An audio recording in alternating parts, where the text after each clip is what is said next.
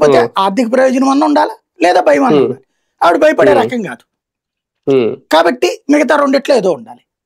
జయమంగళ వెంకటరమణ కైకలూరు ఎమ్మెల్యేగా ఒకప్పుడు గెలిచినోడు. ఇదే ఇప్పుడు ఉన్నటువంటి ఈయన ఉన్నారు కదా మంత్రి కామినేని, ఒకప్పుడు ఆయన బీజేపీకి తరపున చేసిన రోజులను గెలిచినోడు జయమంగళ వెంకటరమణ టీడీపీ తరపున. తర్వాత టీడీపీ టికెట్ ఇవ్వలేదు, ఇస్తుందన్న నమ్మకం కూడా లేదు, ఎమ్మెల్సీ కూడా ఇవ్వలేదు.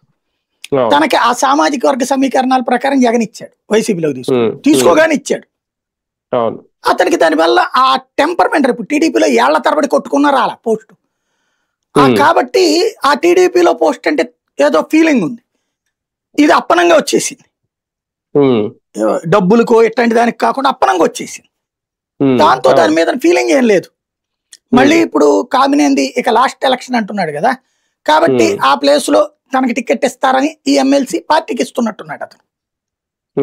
అందుకోసం చేస్తున్నట్టు కనబడుతుంది నాకైతే అనిపిస్తున్నటువంటి. ఎందుకంటే ఇంకా అక్కడ వేరే క్యాండిడేట్ కూడా లేరు కదా. వాస్తవంగా ఇంతవరకు మన వీకే అడిగినట్టున్నాడు టికెట్ కైకలూరు.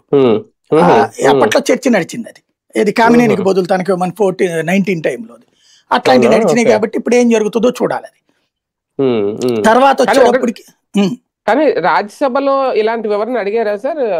ఇక్కడంటే చైర్మన్ అడుగుతున్నారు కానీ అప్పుడు వెంటనే వీళ్ళకి ఇచ్చేసినట్టున్నారు. జగదీప్ ధన్కర్ తెచ్చేటప్పటికి వీళ్ళకి వాళ్ళకి పొత్తు కదా, కాబట్టి వెంటనే అమలు చేసి పడేశారు.